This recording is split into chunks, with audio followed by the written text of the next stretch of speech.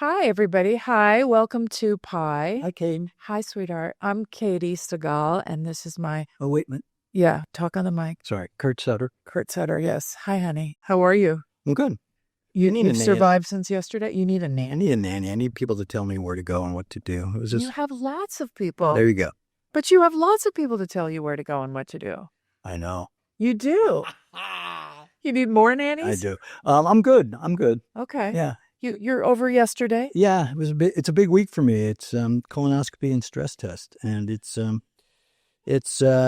old white guy week is what it is. It is old white guy week, but you made it through yesterday. I made it through yesterday. He was very hangry. This is what happens when you have a colonoscopy. You can't eat for like 24 hours before. I hated everyone. Yeah. So we drove to the procedure yesterday. You were so hangry. Should I say what I said? No, I don't even remember exactly what you said, but you were there was really a guy a at the lesson there was a guy at the intolerance. valet that... Oh, no. Remember? That guy? No, don't talk about that guy. Well, he was Talk about that. he was very large, and I wanted bagels. That was the one thing I wanted to eat when I was done, and you were going to go and buy them. And as we're walking out, I looked at that guy and said, "Don't leave him in the car." It's terrible. That was awful. And I meant That guy was so nice. He was so By the sweet. way, I know. I'm. You were like, I was. you were kind of a dick. I was kind of thick. Yeah. Anyway, but you survived, and then you were so sweet afterwards. He was so happy. You give me a little food. You give me pat my head a little bit. And I was and you were so grateful that I took care of you. Anyway, This is pie. this is Pi. Otherwise, What does everything Pi else is stand good, for, right? Kate? People, influences, and experiences, and where we invite people on that we don't really know that well. We don't do a lot of research about, and That's our hook. that's our hook. We do no research. We're kind of Our hook is that we're lazy. yeah. So, but I think we've caught up on our week. Yes, our week was good. Yeah. Was our week good? I can't remember. We got over the COVID. We had COVID for a minute, like 2 weeks. I still love that you call it the COVID. Whatever. You're like my mom. I'm going to the Barnes and Nobles. I'm not like your mom. Don't say it. I know, you're sober. Ho! Oh, there we go. That was a drunk mom joke. But them boots. All right. Here we go. Who's on the show today, Katie? We have the lovely Audrina Patridge and her love, Michael Ray. Audrina. Audrina, oh gosh. Audrina Patridge. I was schooled on this, honey, before you got here because I kept saying the wrong thing. I get Adriana. My dad called her Adriana for the first few times. Hey, how's Adriana? I'm like, I don't know, but Audrina's doing good. The last name you got right. Usually I get Partridge, Adriana Partridge. What's Adrina? What nationality is that name? You know, my mom actually got it from a book she read in the 7th grade by V.C. Andrews called My Sweet Audrina. And when I was old enough to read it, I read it and I was like, Mom, I mean, it's a sweet book, but there's like, why did you name me this? She's like, it wasn't after the content of the book. I just loved the name. The name, right. Yeah. Well, we have I want to ask about the content. Our daughter, his name is Esme, and it's a pretentious literary name because there's a great J.D. Salinger story called For Esme with Love and Squalor. But it's it's a fairly dark story, and but it's an amazing story. But that's sort of where her name was. Yeah, we couldn't figure it out. Yeah, the story, My Sweet Audrina, was very dark. And then they actually made it, and it's like a Lifetime movie. But it's about this girl that lives in the attic, and she had a twin sister, but the parents lie to her, and she finds out it's very dark. And then she almost gets killed in the forest, and it's very dark. Wow, interesting. Michael's I'm just gonna a name white you guy. that. Michael's just your straightforward. They didn't know what else to do at the time, Did they call you Mike growing up? Actually, so my real last name is Roach, and so Michael Ray is my middle name, and Michael Ray came about because I was telling her. I think somebody asked me the other day about when I started playing bars in high school, or right out of high school and stuff. This place called Shay's Bar and Grill is kind of a dive bar place. I'd play there on Thursday nights. And Bob, the owner, put Michael Ray because the owner of the music store that I worked at called me Michael Ray. It was like his thing. So it just kind of stuck. Oh, like your full name, like Michael Ray. Yeah. And so it was the most, this is probably why I'm so scatterbrained all the time. My family called me Ray. My friends at school called me Michael. And then I started playing, so my music career started doing some things, and everybody called me Michael Ray. So I answered by whatever. Just by whatever. Whatever. Some of Hey, my you. friends Hey, you, call yeah. him Mikey. Hey, you. Yeah, so her friends call me Mikey. I don't have an identity. I have one of my best friends in the world is named Michael, and I'm the only one who calls him Mikey. Yeah, her friend calls me Mikey. And her brother. Yeah, and my her dad calls you Mike. I love that. So since we know not a lot, we don't know a lot, we didn't do lots of research. Do you want to Clearly, we don't know how to pronounce her name. Clearly. So we've done no research. and we don't, even though I'm a huge country music fan, so I love country music, and I've heard some of your music, and you sound amazing. And I am now new to the reality television world. I never watched it before, and now I'm like a housewife's junkie. I can't. Yeah. It's kind of terrible. She knits and watches reality TV. It's her new. Well, kind of. It's a little bit like meditation because you don't have to really pay attention. Yeah. And then I just kind of, so. Yeah. Well, I'm 40 now. We started when I was 18, 19. So it was one of the very OG. first You're OG. reality Yeah, shows, you are. which I didn't know what I was getting myself into. I was doing acting and music videos and modeling and stuff. And I actually got discovered laying out by the pool. It's a place called the Villas, like off La Brea and kind of by the Grove area. Oh, I think I know where that is. Yeah. And the producer was there scouting for two friends or the place for Lauren from Laguna Beach. And I knew of her from magazines, but I never really watched any reality because that was, aside from our show that started, Laguna Beach was like the big show at that time. And so I got scouted, and they liked that I worked at Coyote Studios. I was the receptionist there, and that was my real job. And I was into music and the whole Mactress thing they called me, the model actress. So I had all my LA friends and the nights out and the promoters. So it was kind of like, okay, you're going to be their first friend in LA. So that's how I kind of got casted, and we started filming 2 weeks later. So I didn't know what I was getting. Best friends. Yeah. Wow. That's well, I'm sure they didn't really know. I mean, the whole genre, I'm sure it was just a big experiment at the beginning where nobody knew what was happening. We filmed a whole year straight before they even aired anything because we had to figure out the dynamic and the storylines and like who got along, who didn't. Right. Because you put it together in post. Yeah. Really, you tell all this. Yeah. Wow. Yeah. So I know that you were born, you're from LA. I was born in LA, raised in Orange County, and now I'm back in Orange County. So I have a 9-year-old little girl, Kira, and all my family's in Orange County in LA, but my mom and I'm the oldest of 4, so they're all around me. So when I was pregnant, I moved back to be close to my family and have help. Nice. And Michael, you're from? I'm from Eustis, Florida, like just south of like Gainesville, real central Florida area. Oh, all right. Yeah. We were in Florida. We did a motorcycle thing in Orlando. Is it Orlando? I think it was. Yeah, I'm about 45 minutes from Orlando. Okay, yeah.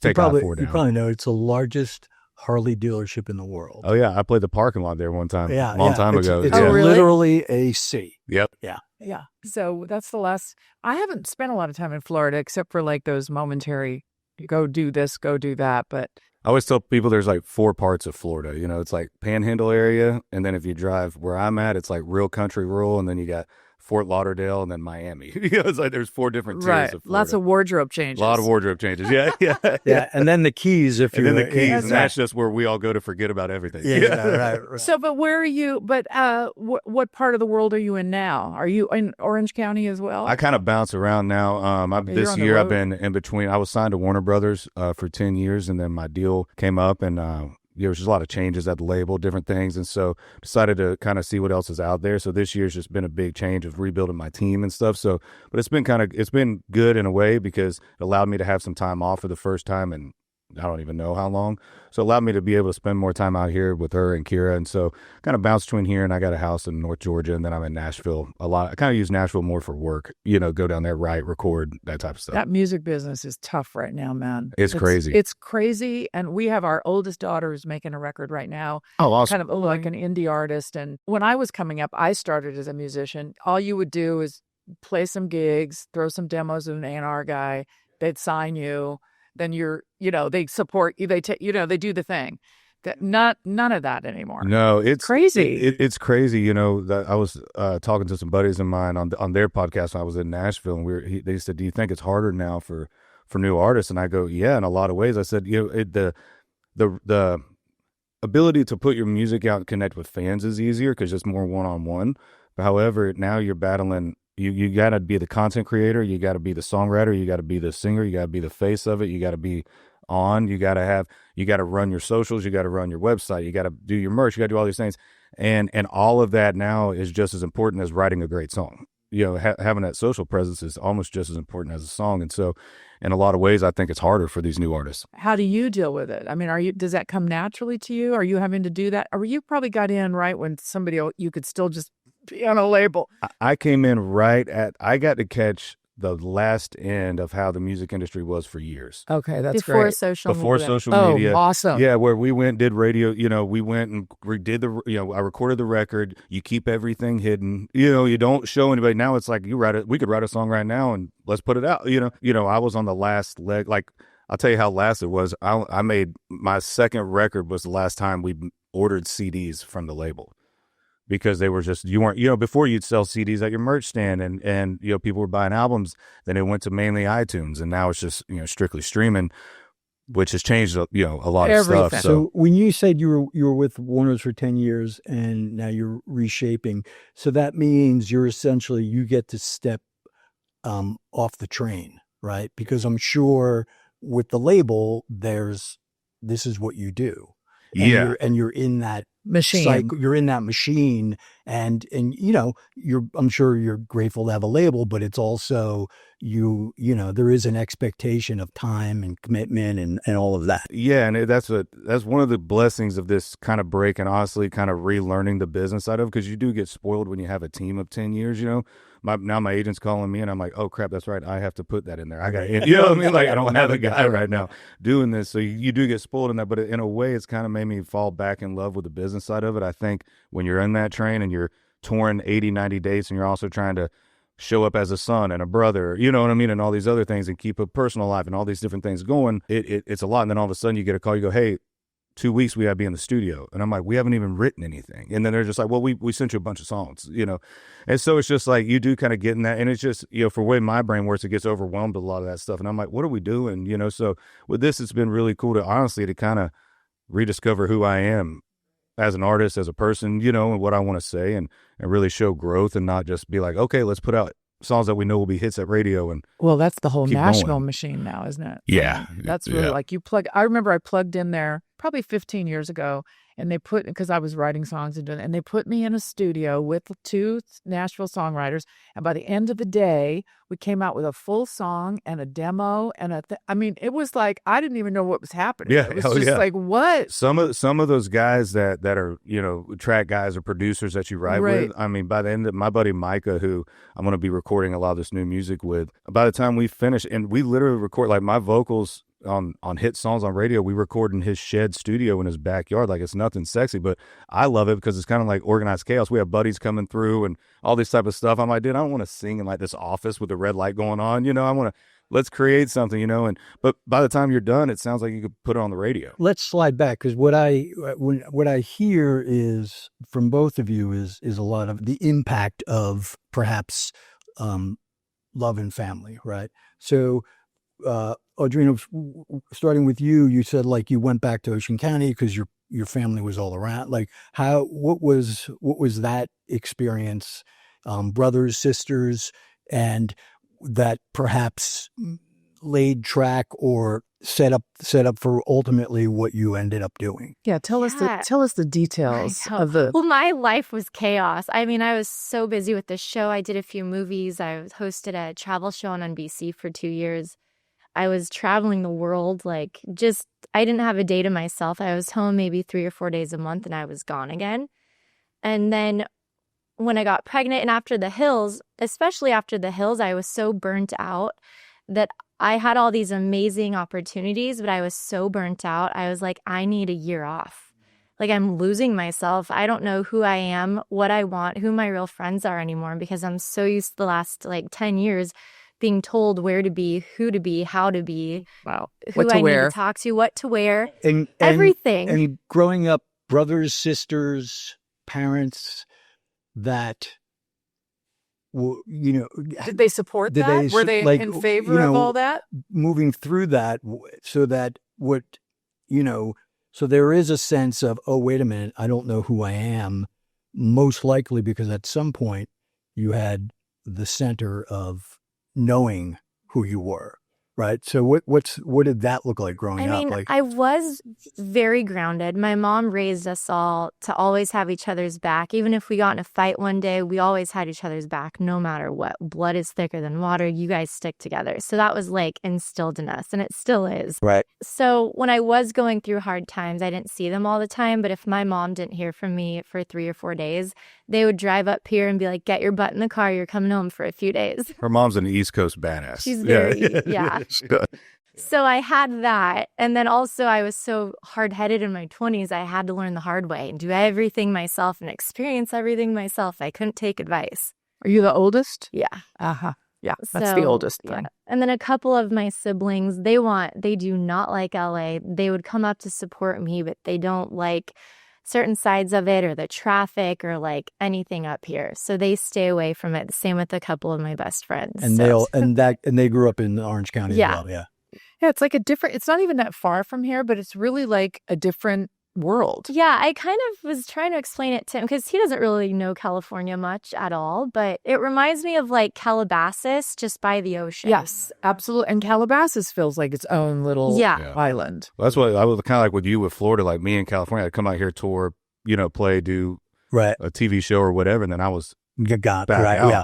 So until her actually staying out here, I'm like, hey, babe, how far is this? She's like 4 hours without traffic. And I'm like, oh, I thought, okay, I'm for, it's Well, like, even today, I'm like, it's either going to be around 40 minutes or 2 hours. I'm like, how do you plan a So- day around that? Like, I'm like, that's You just have to keep checking traffic and So when you were growing up, did you want to be in show business? yeah. You did. I loved the Mickey Mouse Club. I loved everything about that. Like that was Like I mean, drama we grew in up school? watching Married with Children. Oh, We okay. loved you. oh, big fan of Married with Children. And I told her, I go, listen, Leela, I was a huge Futurama fan. Oh, so, nice. Yeah.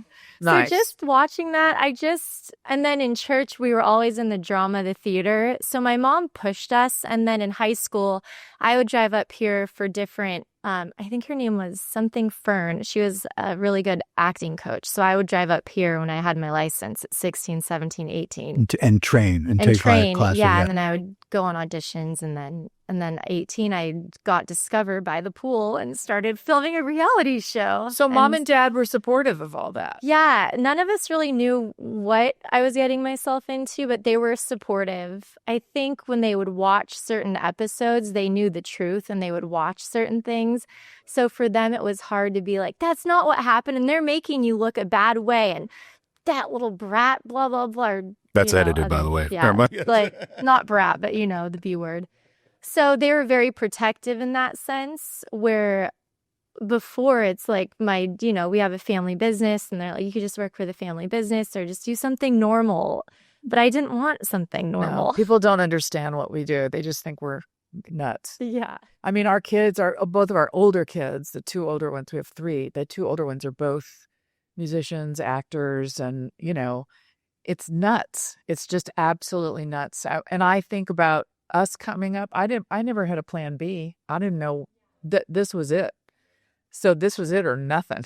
And that's kind of where they're at. And we're still we're still we're still kind of we're like carnival folk. that. Yeah. Yeah. We just move around a lot. I mean, I honestly, truly believe when I pray or put things out in the universe, like it happens. Yeah. Like it's happened so many times. But when I had my daughter, my priority was being a mom. So I kind of cut everything out and just focused on that. Now that she's 9, I'm comfortable getting back into it and kind of leaving her. She's old enough to be on her own and with the babysitters and stuff. So were you married? Or is it? We were actually both married. We have very similar, like I was married for 9 months. You were married around that time, or for 9 months. Oh, they're too. like you, Kurt. It was like very, We have the same tattoo artist, too. My first one was like, yeah. So that didn't last long at all.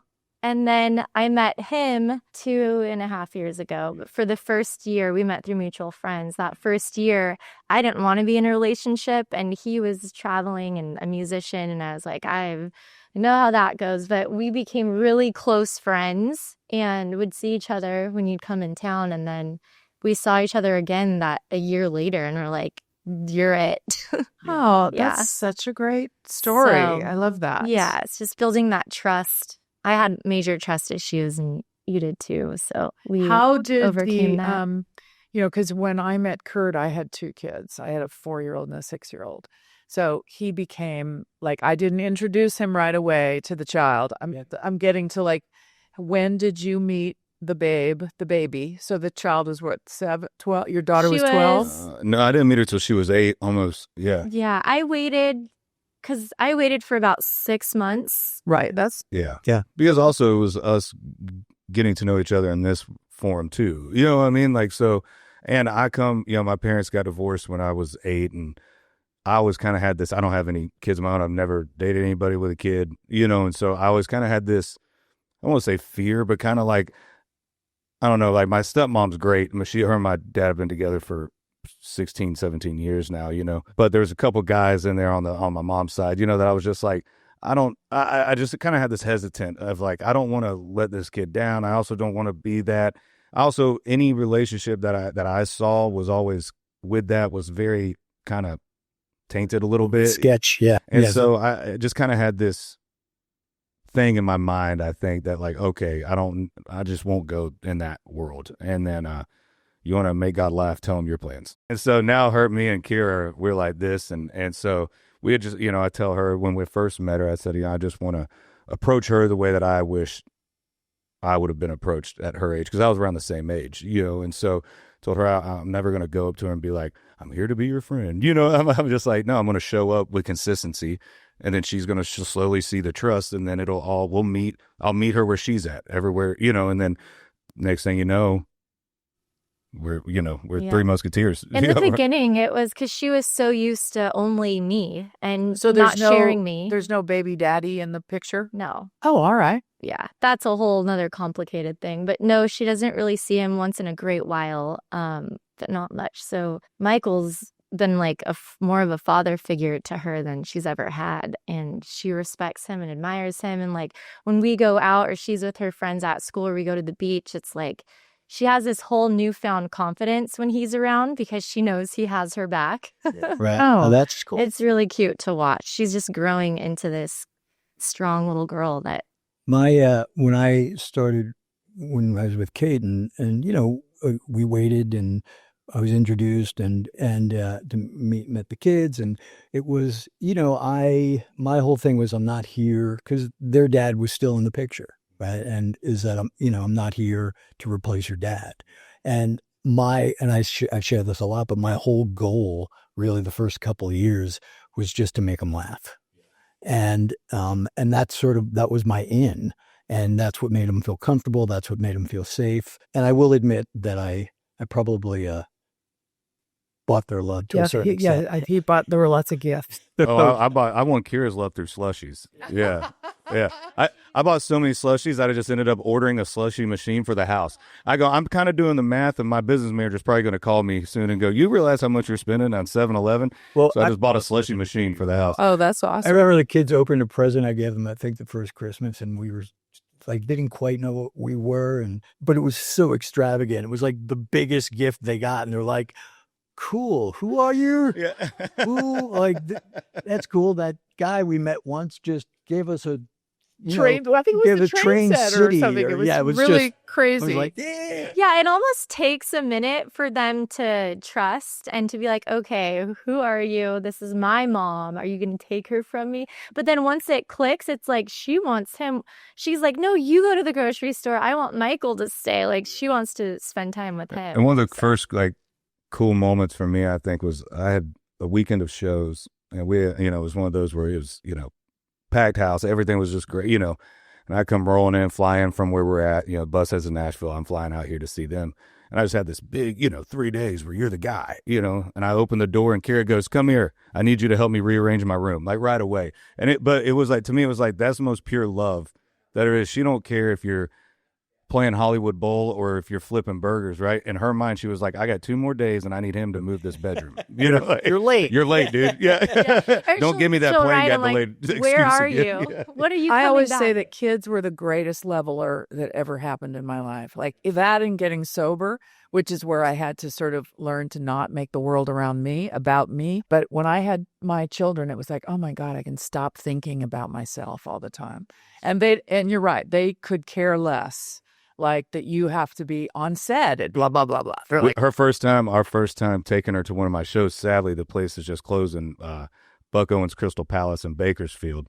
Oh, really? It's closing? Wow. Yeah, they just announced the real sad, such a historical venue and beautiful spot. And it's one of the first time that Kira came out. She's on the bus, right, with my band and crew and everybody. She's playing Mario Kart with them. And I go, Kira, I said, we played music before here. Take over the music, you know. Next thing you know, it's just poop songs and fart sounds and all this stuff coming from the bus. And we got to go play a show in like 2 minutes. But my front of house guy is one of the best people ever. His name's Oz. He's like, I have this song on my playlist. Keep in mind, Oz and his wife don't have kids. You know, he's just a big kid himself, you know.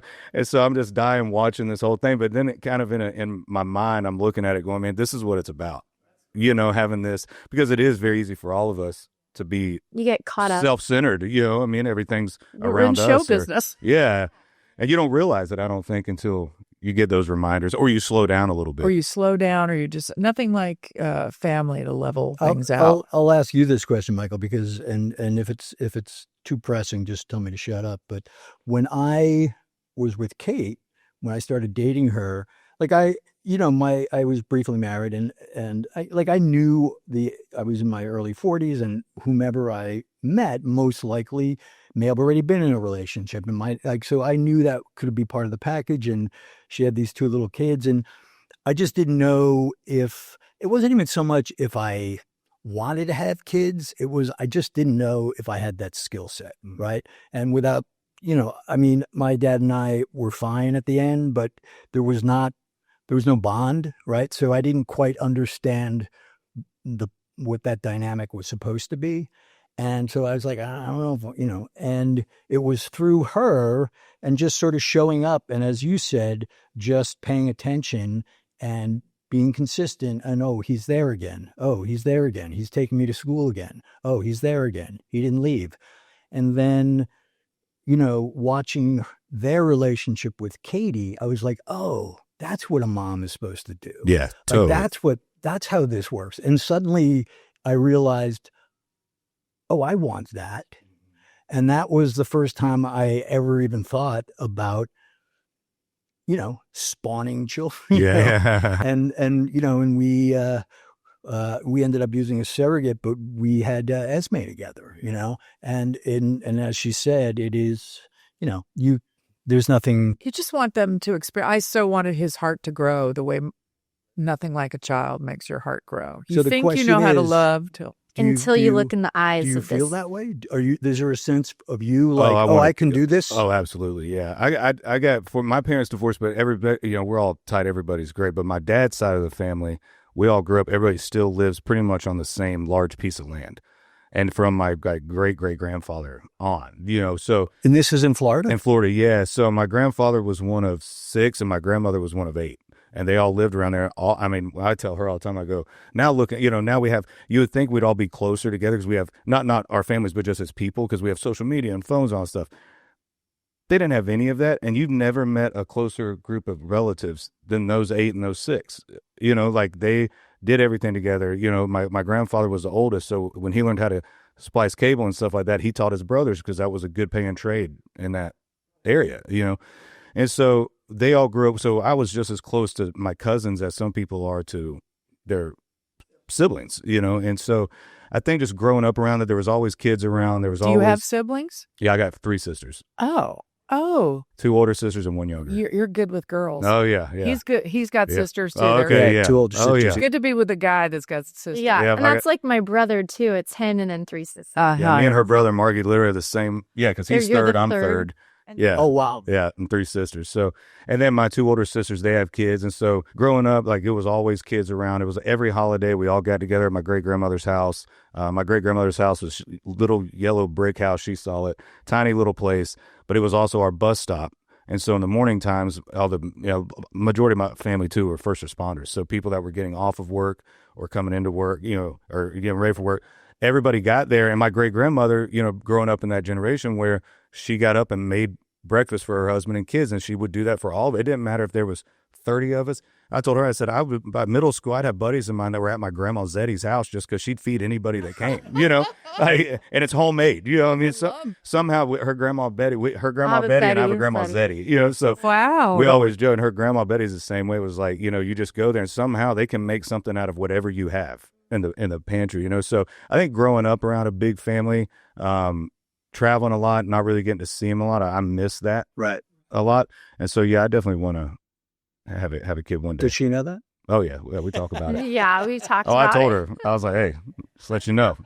We're creating a little monster. I'm like, yeah. It's the best. Yeah. And I have a lot of nieces and nephews that all love him. So yeah, I'm like the jungle gym. Yeah, you are. So let me ask you, so Michael, did you play music as a kid, or when did that all happen? Yes, so my grandfather, when he got out of the Army, he's passed away, but he was a great lead guitar player. And so he met my grandmother. And again, like I said, all his brothers are really close, and they all had everybody was having kids around the same time. So my dad and my uncle Terry were born, and they had, cousins around the same age, kind of like her nieces and nephews. And so my grandfather just loved, to this day, I've never met anybody that has more passion for music than him. So he started our family band. We were like the redneck Partridge family rolling around. It was my grandfather, my dad, my grandpa played lead, my dad sang lead and played rhythm, my Uncle Terry played bass, sang harmony, my cousin Matt played drums, my cousin Eric, Jeff, and Greg sang harmony. And so they would roll around. That would have been a great reality show. Oh yeah, especially with those characters back then. They were wild. And then I was the first grandson at the time, and so they would have me on stage when I was little. I had this little Kermit the Frog guitar that I'd stand on stage. My dad would always joke. He'd be like, before you came along, it was actually my face in the newspaper, and then you came along, it was just my knees down, like you stand up there, had a little mullet, and so I was just always around it. And then I think whenever the family band kind of, once everybody, bills and families and stuff started happening, so they kind of split up. But my grandfather continued playing. I mean, 4 nights a week. He would get off work. My grandma would have his guitar and amp ready. He'd take a little poor man shower. After splicing wire. Yeah, and go. I love that. And so I was just always around it. And then when my parents got divorced, I think him and my dad kind of saw that, there's a fork in the road there when you're 8 years old, and all of a sudden all this goes to hell. You know what I mean? You're going, whoa, what happened? And there's fighting and there's all this stuff. And so I think they saw that, hey, let's push him in this department. And so whenever, I didn't realize till I got older how fortunate I was to have a grandfather for as long as I did. But, when you have a grandfather and you're able to have that relationship with him, you just want to impress him, and then you want to connect with him. And so my dad and my grandpa would teach me guitar chords, and then I'd start playing music with him. My grandpa and my dad would come when he could, when he wasn't. My dad was a paramedic firefighter for 20-something years. And so whenever he was off shift, he'd come and play with us. So it was just always there, and I told her, I was like, I felt like the little bit of like, oh, you sure you can do that? My family played music, but it wasn't like they went to Nashville. My dad went to Nashville, recorded some, but they never like pushed. They had kids young and all this stuff. So did that voice just come out of you? Yeah, I guess so. Yeah. It's weird. Nobody in my family really has a deep voice, but I told her my voice changed like overnight when I was like 11, 10, whatever. Went deep. Oh, I like went to bed a kid in a race car bed and woke up a kid with a man voice in a race car bed. Like That's it was wild. Yeah. And so I just kind of always doing it. And then my grandfather and my dad were like, when I was like 16, they were like, hey man, start putting like a band together, start figuring out what you want to do. Cause they're like, we're not moving to Nashville with you. You know what I mean? Like we're not. And they always pushed me, but was never like pressured. I never felt like I had to. They were always like, hey dude, you don't want to do this? Come home, but at least give it a shot. Cause they never had the opportunity to. And so it just kind of always guided me to where I am. Did you do it in school? Like where did you go through high school? Were you singing and playing? Yeah. Played all the talent shows, did all the Christmas events, all the plays, and then I was playing bars, on weekends, and just trying to navigate how to connect Eustis, Florida to Nashville. That's beautiful because a lot of times you hear stories, and it was part of mine to a certain degree where my folks didn't know really anything about the business. And so their perhaps lack of enthusiasm was more about fear.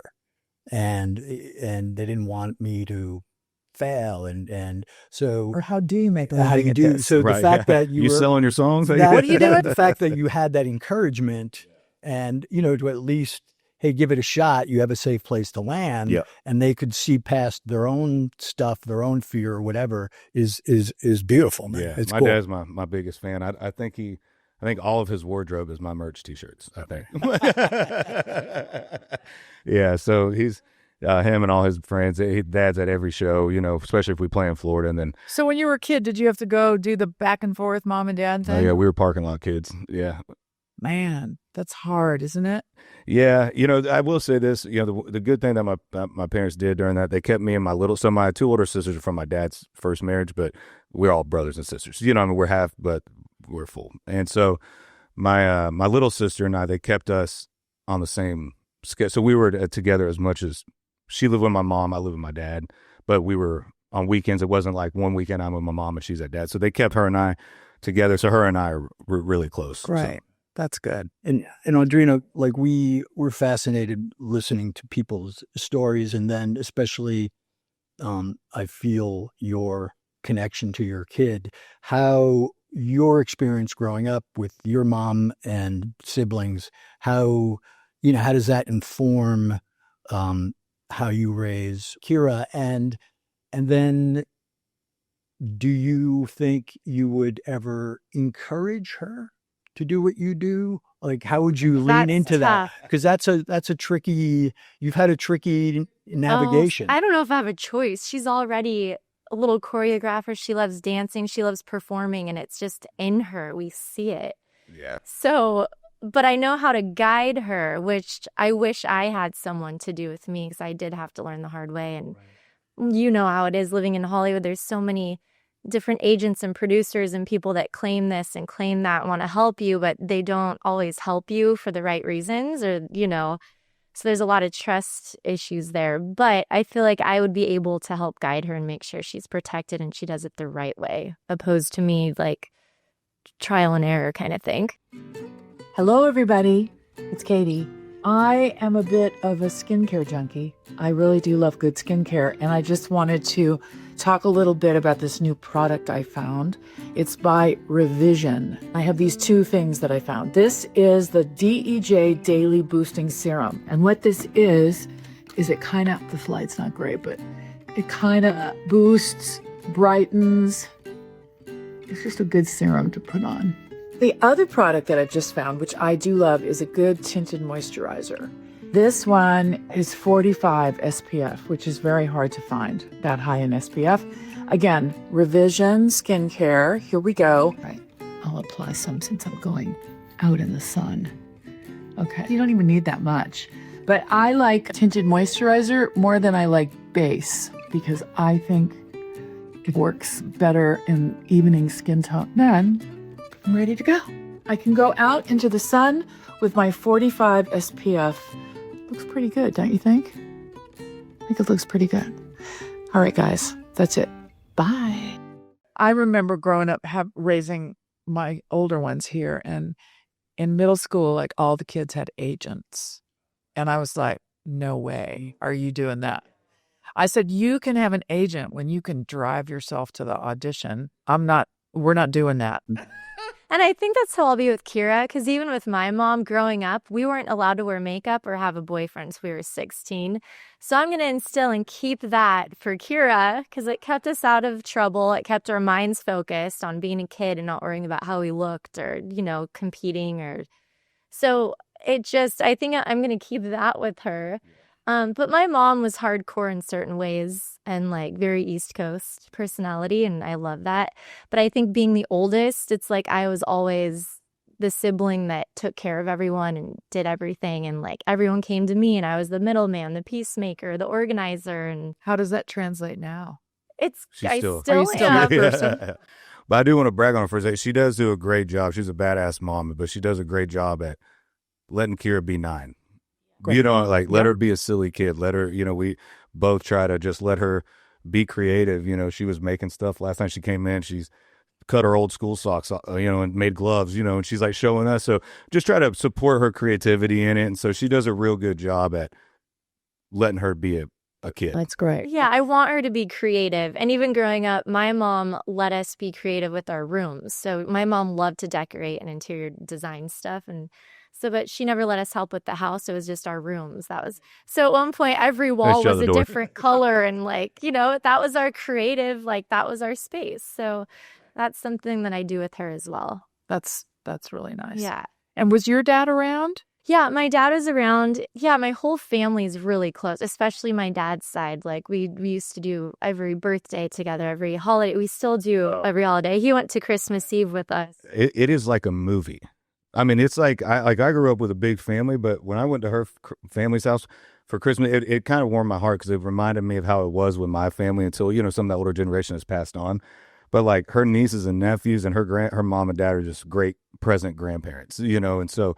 You walk in their house on Christmas Eve, it looks like Home Alone. I mean, there is presents everywhere, and I'm like, oh my God! I'm like, this is like a movie in here. Everybody's ripping gifts, and it's all for the kids. So just warms your heart, when you're there. So it's really cool. Yeah, so it's nice. Like I grew up very family oriented. Like that's always been a priority, no matter what. Family. So parents together, and your dad, how did he navigate around?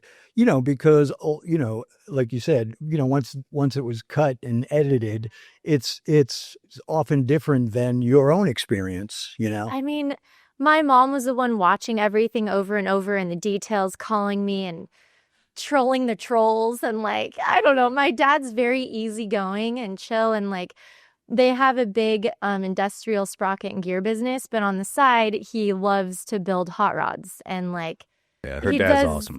So there's car shows all the time and this and that. So like his focus, unless I needed him and I would go to him, like we would go to dinner, just him and I would vent or cry or tell, and he would give me real advice. But my dad never gets mad unless it's for a real reason. And he'll just like tell you straight, like how it is. And I've always respected that about him so much because he's always cool, calm, collected. But when he does say something, it's like, you listen. You better listen. Yeah. If you don't say much when you do, yeah. My mom's the one that's constantly like. I was sorry. I go, if we did meet when we were younger, my dad and her mom would have probably ended up burning a city down or something together. Because they're both the ones like, what'd you say? And her dad is just the most calm, happy dude all the time. Like nothing shakes him, nothing gets the better of him. Don't like, I don't know that quote he always says, but it's like, don't let yourself get so worked up. Like, is it worth it? And he just kind of puts things back in mindset. Like, Audrina, tomorrow, next week, is this still going to matter? Stop working yourself up so much. So doing that kind of show, I would get so worked up because I wore my heart on my sleeve, and seeing it in editing, I'm like, that's not what happened. That was my birthday, not their party. Or certain things are said or voiceovers.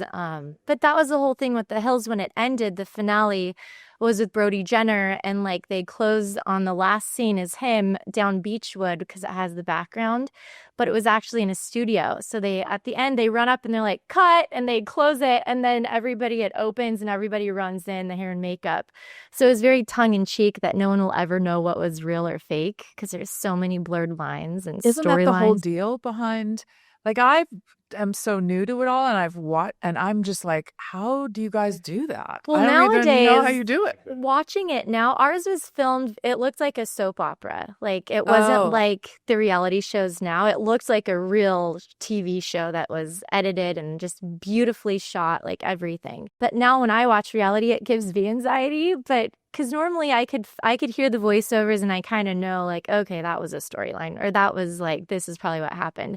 But on some of those Housewives shows, they also want to bring it. I have some friends on the one in Orange County, and they actually love to jump in and get dramatic and fight and scream and drink. Whoever gets more TV time gets more money. So I have never seen more women drunk in my entire. And I'm just wondering, because we got sober young. I mean, I got sober when I was 31, and I look at some of these women who are like pushing 60 and pounding, and I'm just like, how are they doing that? I think for those shows too, though, because when I was filming The Hills, sometimes like I couldn't film the scene without drinking. Oh, really? because it was so dramatic and I knew I was going to be pushed beyond my limits of what I would normally do. So they would also just bring it to you because they knew if they get enough booze, they could just tell you and guide you and push you into a scene, and you're just like, okay, fine, I'll do it. So once a few of us started catching on to that, we did a whole second round of The Hills New Beginnings, and 10 years later. And we all kind of caught on, and we were all very guarded and didn't trust any of the new producers because we've all been through it all. So that held us back a little bit. And then with COVID hitting, but we all kind of knew, like, okay, this Don't is going to be drink a too gnarly much. scene. Don't drink. Yeah. Soda, water, and lime. It's Yeah. wild. So you guys are together, and I was gonna say, because usually we don't always have couples, but so when we have singles, I'm always like, well, why'd you pick so and so? What was that about? So why'd you pick each other? I love that you started as friends. I think that's Yeah. always a great way to kind of start. How long have you been together? I think almost a year and a half. Yeah. But I think for me, it was just like, she's such a light and such a constant, and in that time of my life, it was chaos, and I was, just kind of lost myself over those 2 years after COVID, and, rebuilding, and just really lost track of who I was. It was just kind of not gave up, but kind of, I was just numb, Sad, depressed? depressed. Oh yeah. I All mean, that. just, I've always been the go-getter, the upper, a motivating. And then it was just, I just got to where I didn't even recognize myself, and it was just like, some days I'd wake up feeling fine. And some days I'd wake up feeling like I could just lay in bed and look at a wall, and sadly my trait on that is isolation. So then I, pushed everybody away, and it was just like, for her, I just felt at home with her, there was and we were both meeting each other at a time where we're both rebuilding. And so when you can grow with somebody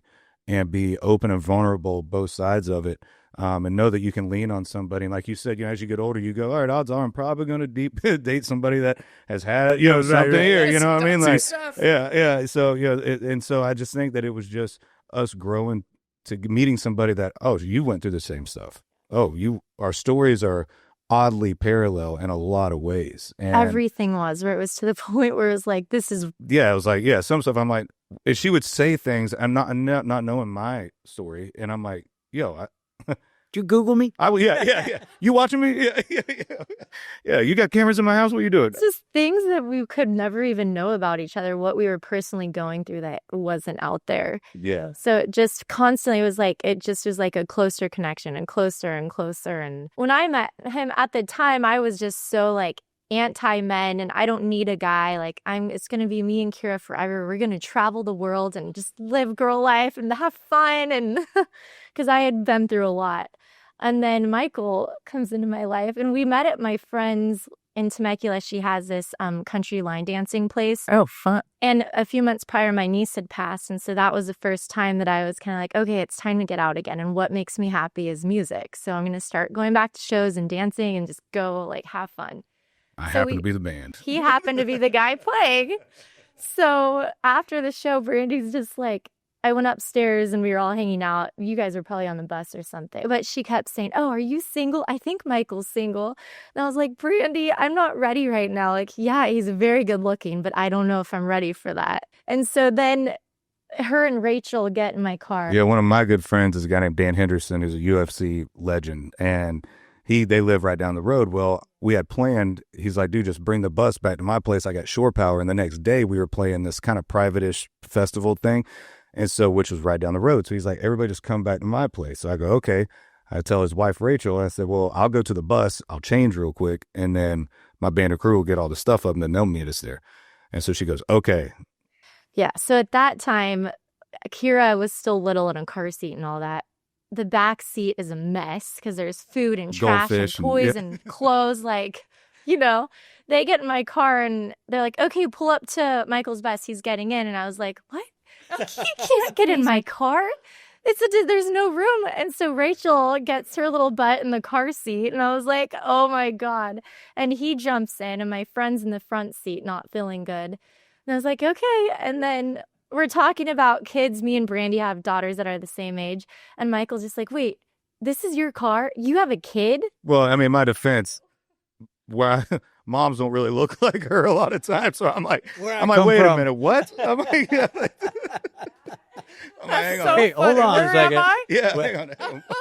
Ah, that probably perked you up a little bit. Yeah. Wow. So we went back to their house and we just hung out and talked, and all of his friends were pushing us together, so to the point where it's like, you guys are making it so awkward for us. Like, so we stepped outside and talked for a little bit, and he played music, and then his guitar player, Eddie, we have a lot of mutual friends because I worked in music too at Epic Records for a while, so I know a lot of bands and through A&R and that. So I was like, wait, you know so-and-so, you know that? And so it was just like everybody just kind of got along, and then we stayed in contact after that.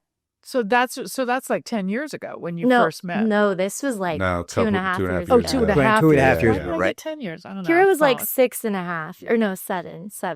wow, 7.5, that's yeah. great. That's so nice. So she was old enough for you to go, is that really your mom? Yeah. Well, Rachel was sitting in the little car seat, and it was like one of the booster seats, so not like the big car seat for like a baby, you know. So I didn't see the car seat, and then they're talking about kids, and I'm just kind of hanging out, talking to Rachel, and then I kind of put it together. I'm like, wait a minute, you're a mom? She's like, yeah. Also, I didn't know who she was at the time. Yeah, you know? you never watched the I didn't show, grow up so I was watching that. I knew of the show, you know what I mean? And like, I knew her name, but I was just like, hey, this is Audrina. I'm like, hey, you know, we met. So I didn't, you know, so I'm just like, wait a minute. This is, Yeah. y'all build moms different out here. But then it's like, because, you know, I've dated musicians in the past, but like they were always very similar, like losers, players, Sorry. liars. I this shouldn't and say that. that. Oh Well, my not God, that's terrible. I losers, love but, like, musicians. But I then don't you mean meet that. Michael, and it's like he was such a man of integrity and had such a big heart and like so disciplined and just like you loved what you did, and like you didn't let all of that other stuff get in the way and bring Southern gentleman. Yeah, very Southern, like always opens the door. Every time he goes to the store, if he brings me flowers, he brings Kira flowers. Like, Oh, so nice. Kurt still opens doors for me. It was one of the key things. It was like when we first started dating, and he'd run around the car and open. And she was like, what are you doing? I Oh, yeah, loved it. No, First time I did verse, she loved goes, it. do you want to drive? And I'm like, no. I'm opening the door for you. oh, you're opening my door? And now Kira will sit out there and wait for me to open her the door. Yeah. There you go. Yeah. But I'm like, you know what? I'm setting the bar, baby. She ain't going to be impressed by your son's You'll beach be, house. you'll be doing this soon. My kid's 18, and we still do nail dates. So funny you mentioned that. She painted my nails blue one time and put diamond stickers on them. Oh, nice. Well, she paints them. I let her do her thing. We go to the movies, all three of us. Next day, I got to fly and do this acoustic show with some buddies of mine, right? I forget my nails are blue, right? And with diamonds and studs on them. And so I get into my buddy Josh is like, how long have you been in LA for? I'm like, it's Kira, I promise. I know. But I think, when I met him, he's like a different kind of musician. It was like you were like a real man. And I think from living in LA and being just around all these people that are trying, and you know, there's a lot of girls out there. There's a lot of very metrosexual like men that aren't like masculine, that don't open the doors, it's like you have to take care of them, you buy everything, you're making the plans, doing everything. I had that life. Yes. Yeah. So then totally know that when life. you actually meet someone that takes care of you and you don't have to ask, it's at first I was kind of like, wait a minute, I should love this, but like it was a change. I had to get used to it. So I'm like, this is how trust Well, she's independent too, you know what I mean, and has kind of been forced to be really independent in her situation, you know, and take care of her and Kira, and like she said, you know, the oldest kid of the family and stuff. So I think, you know, it takes some time for somebody to let that guard down. You know what I mean? And, well, when I met her in the 12-step meeting, and I was a struggling writer, and I was and I didn't ask her out until I got my first job. I got staffed on the Shield. That was my first job. And it wasn't until I had a job that I felt like I could ask her out. And then It's not the case with all my past musicians. and then, and she was so And I was excited. like, I'm not going out with anybody unless they have a job. She was so excited that I just had a job. Yeah, I was just, I think it was like my first question, like, do you work? You know, because he looked like a musician. I was like, oh dear. And because I had really, I mean, you know, my second husband who was a drummer, he gave me my gorgeous children. So I really thank him for that. But it was rocky, man. Yeah, It was same, yeah. rocky. So it's like when you meet the one, it's Yeah. kind of like you're so just grateful and don't want to lose that person, and you'll do whatever. So we're really good at communicating, and like we've both been through so much and with the industries that if something's makes you feel a certain way, it's like we definitely communicate about it or make effort. So if he's gone, we try to say every 2 weeks we'll try to see each other, but now it's like 3 weeks, but it was going to be 6. And then This trip was this trip, and I was like, wait, this is the first time 6 weeks. And so we flew back and we got a room at Surf and Sand just to reconnect, because with life and stress, and every time we were going out or I flew out to Nashville, it's never just us. There's always like tons of people, and he's in that corner and I'm in this corner. And then we go to bed, wake up, and have to leave. So we just try to find that. Yeah, she would come out and visit me when I had shows or stuff to do, you know, so it's like she flies in day of or night before, and it's like day of, you're busy. And this is happening. Then all my friends' wives and girlfriends grew up watching her, you know what I mean? So now she's friends with them, but, you know, I bring her in, they're wanting to know all the scoops and all sure. this stuff. So Yeah. you're pulled in that. Yeah. So we're in opposite corners the whole night, talking to everyone but each other. Yeah, but you know what? I think it's a great way to have a relationship. I do, when there's space. Yeah. I mean, I really do. I'm a pretty solitary person by nature. So's he. And so we vibe that way. And I think distance does make the heart grow fonder. I think that's okay. You know, I know couples that are like this all the time. And I just think, oh my God, I just couldn't do it. I just wouldn't want it. And I like to be with somebody that has a full thing going on. You know what I mean? Like, in fact, I think this period of time lately is probably the most period of time where one of us isn't gone. Yeah. We I mean, really- we're both like we're I'm working, writing, but we're here. Yeah. You know? That's how it's been with us too. Yeah. And then have little things here and there. And then we try to do, you know, things together. Like when we get opportunities like this, you know, it's fun for us. And it's also fun to be, you know, the biggest fan in each other's corner too, you know, root Love each other that. on. Yep. And then I think you're right. I think distance, you know, as hard as it can be at sometimes or strenuous or whatever, and different things and happen, or, you know, that you're like, oh, I wish this person was here or whatever. But then it's like you connect over conversation. You connect over that, and then it builds that trust and that bond. Plus, that's when you strong. really love somebody, you want them to be happy. Yeah. And, you know, I know for me, my husband is happy when he's working and a little bit lost when he's not. That's Michael. I That's knew, why I knew he she was needs a about to nanny jump on too. that. I knew. A 'Cause- little bit like, who am I? What's happening? I've been on the road in some form since I was 17. Right. You know, and then once we started, thank God, having hits at radio and stuff started working, we're touring all the time. That's all I knew. You know what I mean? By November, my whole next year was already planned. And in country music, they call it weekend warriors, you know, where we bust out on a Wednesday night, we come home on Sunday. So it's like by November, most of my weekends are taken by next year, so I know what's going on. And then in between that, you're writing or whatever. And then when I got out of the deal and all this stuff at the end of last year, and I'm just sitting around in October, and I'm like, normally I'm like slammed. I'm like, Yeah. He would get so antsy, and it's I'm like, Wednesday. what if you just like enjoy the time off you have? Because when it does pick up with the new music, you're going to be gone 100 days of the year. Do you have any whatever. hobbies?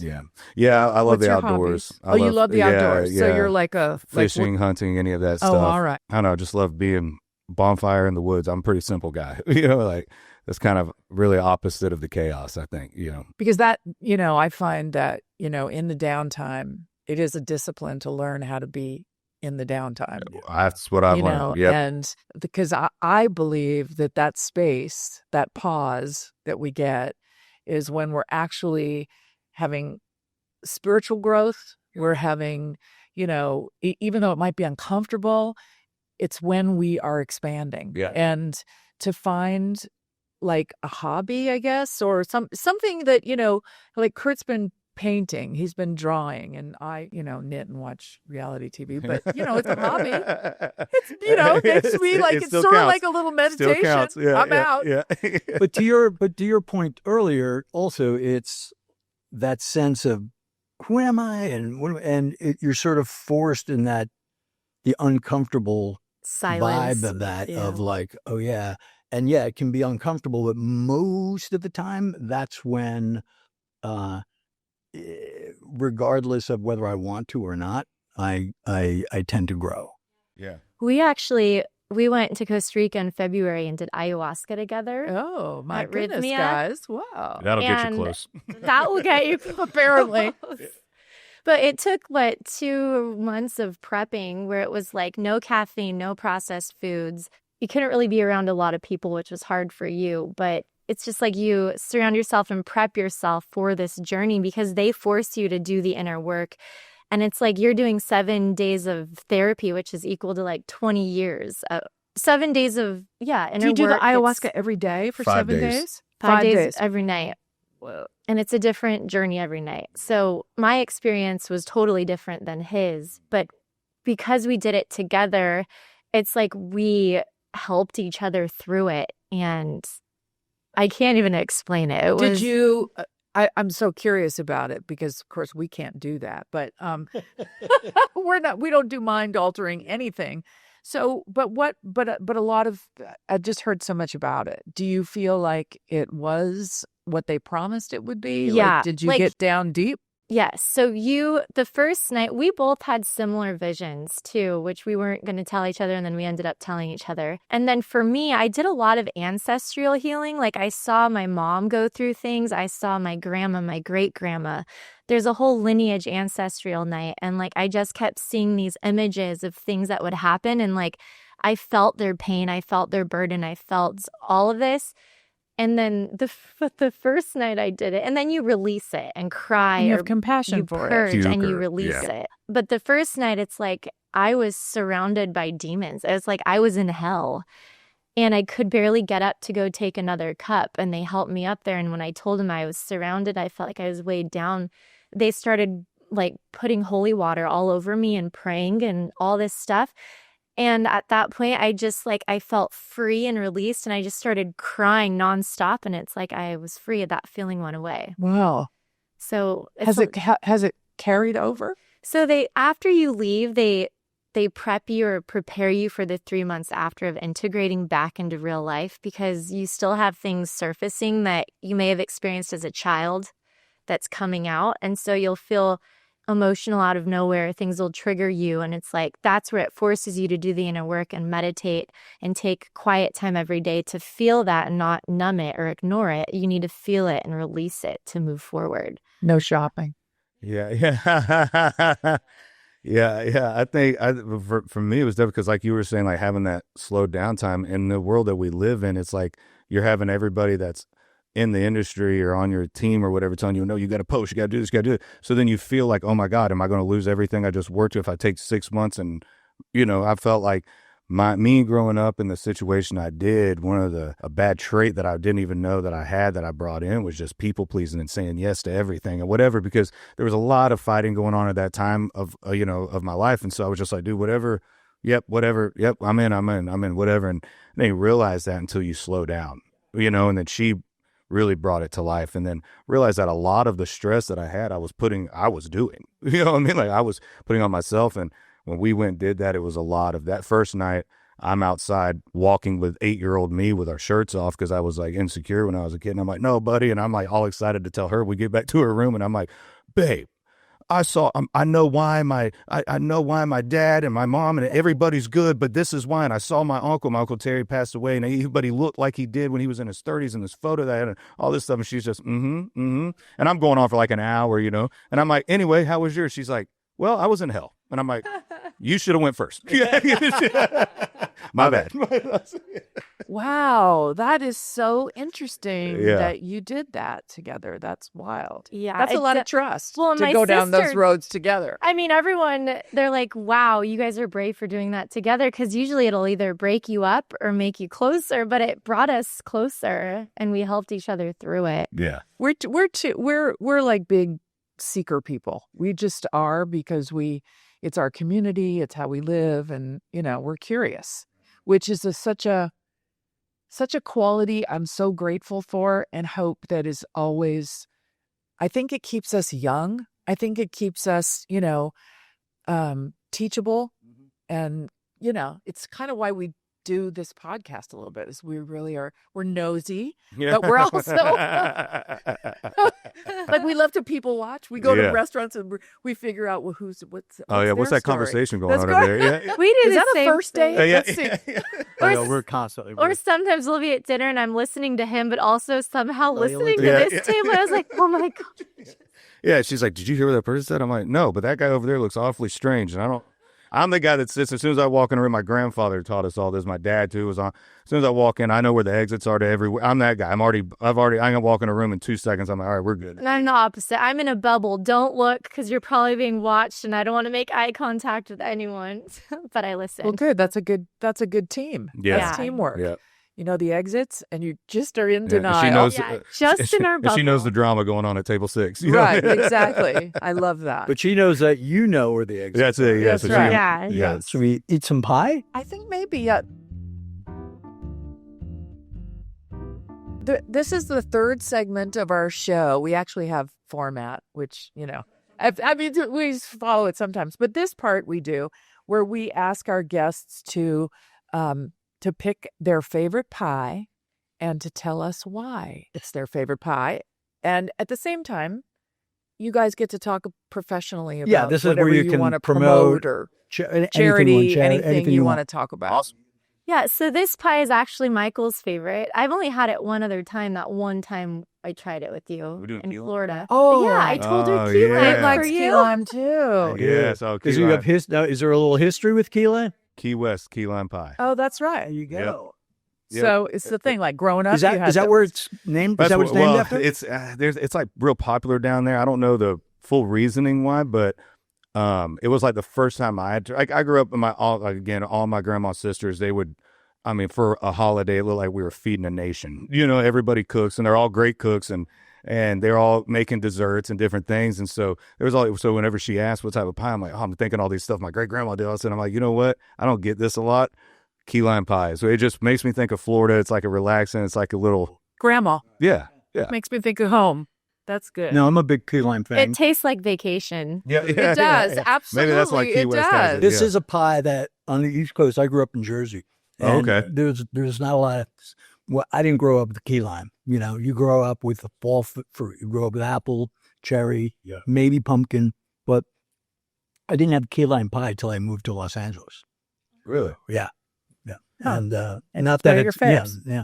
Now it's one of my favorites. Yeah. Jersey Stone Pony. Stone Pony, Oh, yeah, man. I played Stone Pony. Did you really? Yes, sir. Yeah, a few times. And Jinx.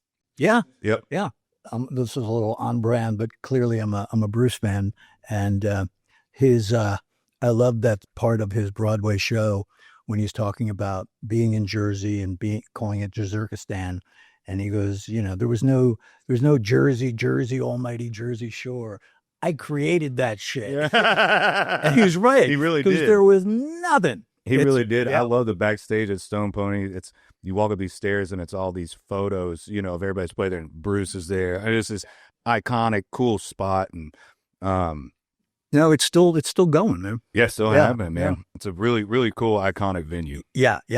So what's happening work-wise with anybody, or none, or not, Well- or whatever, A little bit of both. anything bit of to both. promote? There's some things in the works for me. I'm just jumping back in again, slowly but surely, and figuring out like what direction I want to go or what I want to do. But there's a few things we have in the works with Katey. Yeah, aren't you starting a podcast? Yeah, we might. Well, yes, a podcast. It's called Destiny Calls. We I got us, filmed the Kate. sizzle. We did You did a sizzle? Great. Yeah. Yeah. But it's basically like a modern love line. And so, do you remember Loveline on K-Rock? You mean Adam Carolla? Yeah, but a modern one. So we have like this spiritual advisor. So you have Michael and I that talk from a real standpoint of relationships, and he could give advice on guys and I could give advice on girls from my standpoint and as a couple together and just real life. And then you have the spiritual advisor that's like all about astrology. That's like, well, when is his birthday and when's yours? Because this is what it says, or the stars align, and what your guys' strengths are and what your weaknesses are and what you need to work on. Yeah, I grew up where someone's like, she's a Cancer. I'm like, we'll put her on the prayer list. You know what I mean? Like, I didn't know anything about I was astrology. going to say, this does not sound like your I had jam. no idea. That's why I'm a part of it. They're like, You're not we from need a guy LA. to dumb it down Yeah. for everybody else. Well, that's why it brings it back to like, real life. Yeah. And instead, because I don't know a ton about astrology, but you hear about it here and there. And yeah, she's all over it. it's interesting. So, I mean, the sizzle was great.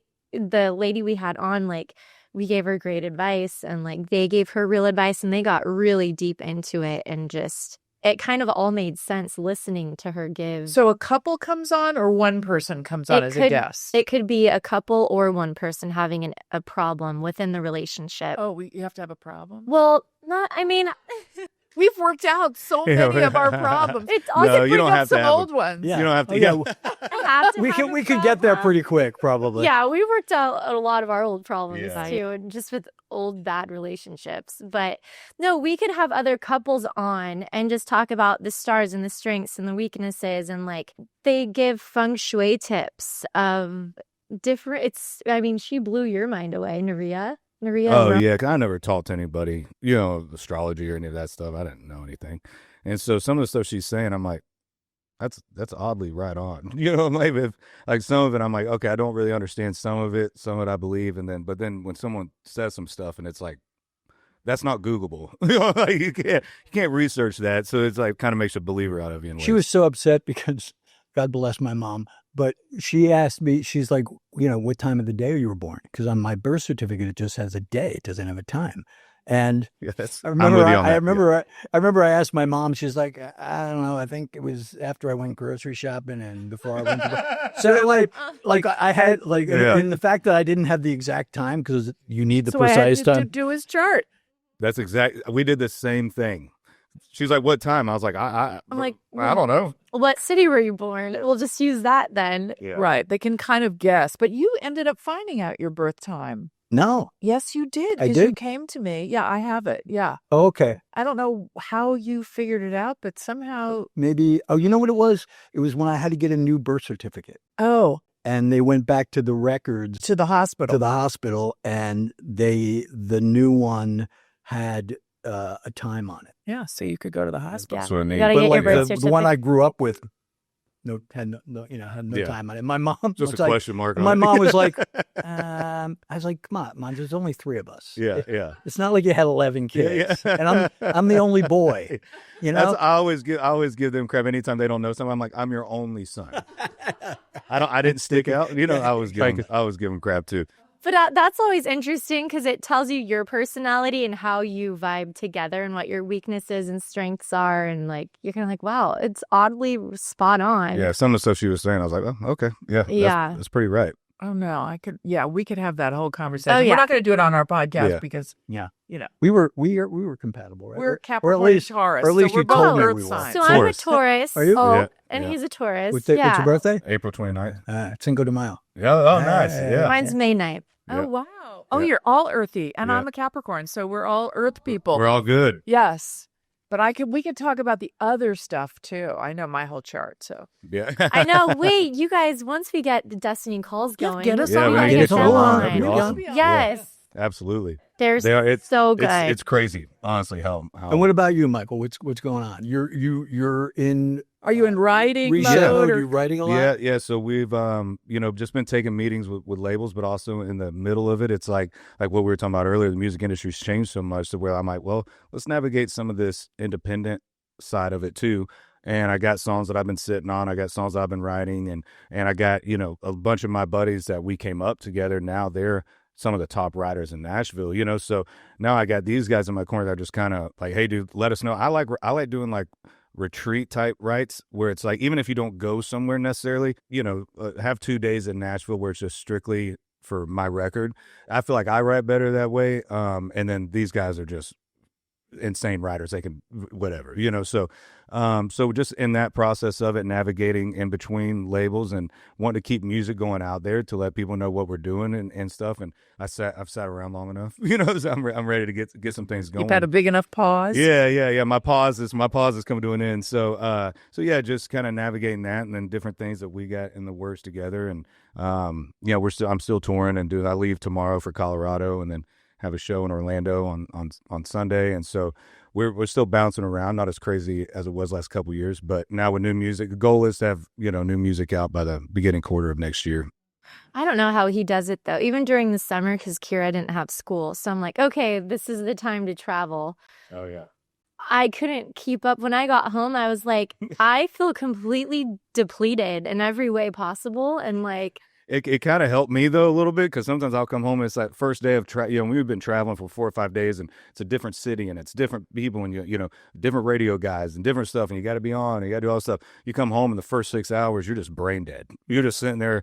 Not, she's like, "Has something on your mind?" I'm like, "No." And then she traveled for a couple of weeks, and she's like, She got it. Okay, I get this. I get it now. You just got to turn it off. Yep.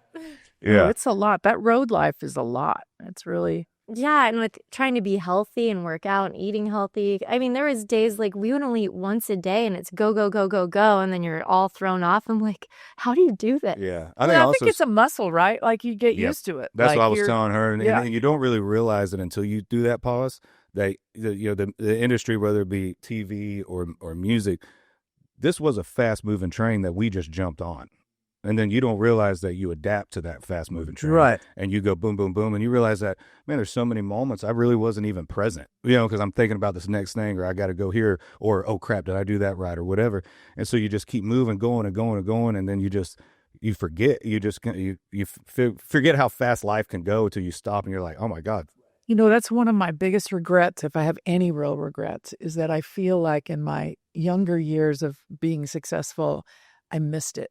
Like I was so involved kind of in like what's next or what's this or what, that I didn't have the skill set to stay present and to where I was.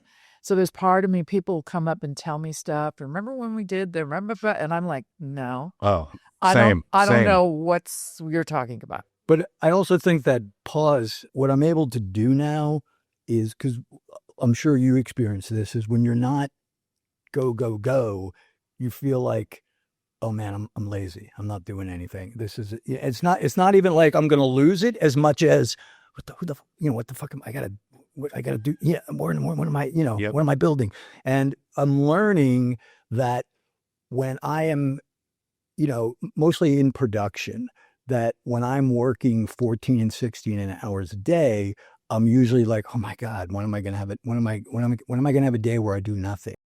And what I have to remember is that is the yin and the yang of it, right? So when I'm in those days when I'm just spending 3 or 4 hours breaking story, and that's the extent of perhaps my dedication to my craft on that day, doesn't mean that I'm not doing anything.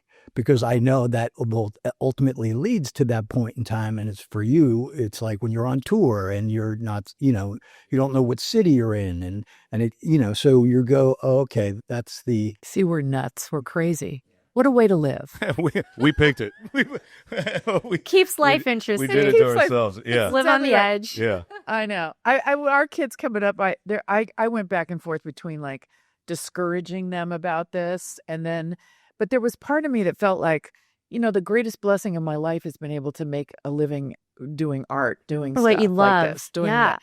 So it's like, if they were terrible, if like those two kids, the older ones were terrible at what they did, we would have discouraged, but they're really good. Yeah. So what are you going to do? Yeah. I think too, like growing up with a family that was just hardworking blue collar people, that a lot of them had to get jobs. You know what I mean? They had families early or whatever.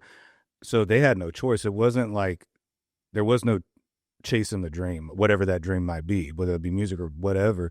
It was, I have to get a job. What's the best paying job that I can get? And so did that happen to you? Did you just start making a living as a musician, or did you have to do one of those jobs? Yeah. So my grandfather taught us all how to splice cable and install. So I would work with him in the summers when I was like in middle school and then in high school, and that'll really make you want to practice guitar. Yeah. Crawling underneath the trailer or in an attic and all this. I'm like, I need to make sure I'm at least good enough to get to Nashville. Yeah. So I did, and then my dad and them, they were so adamant on like making sure I didn't, because I did know how to do it. Whenever I graduated, I was playing bars, but my whole goal was like, wait a minute, I can play 4 nights a week. I can splice cable during the week. And if I do that for like 6-8 months, maybe a year, then I can move to Nashville and I won't have to get a job. for like a year. I won't have to wait tables or do whatever, everybody else does. But my dad was so scared that I was going to like buy a boat and have bills that I'm going to end up having. My dad's like, please just save the money. Just no, stop working. Just focus on music, because I think he had that fear of like, buddy, listen, I know how slippery the slope is. When you had the cat, he made a little cash. Like, I'll buy the new truck. Oh, I'll buy the bass boat. Next thing you know, I got $100,000 in bills. And I can't move. So I did it for a little bit, and then, like I said, I was an electrician for 2 weeks. That didn't go well, but got fired. Who died? Yeah. It didn't. That didn't go as planned. So it all worked out. Wow. Well, you guys are lovely. Yes, you are. You really are. Thank really you. nice. I'll tell you, this is awesome. And we didn't know, we knew of you, but didn't obviously know you as who you are. And it's really been fantastic. Yeah, so thank you, appreciate guys. Thank you. guys. It's just been so It's nice been lovely. talking with you guys. You It's like too. it doesn't even feel like we're filming a podcast. It's like we're just talking. Yeah, I know. Like it's Yeah. amazing. Kind Sort of of the vibe. idea. Yeah. That's the That's deal. great. And we get key lime pie. This is We got awesome. Yeah, Karen Pine. I know. How can you go wrong?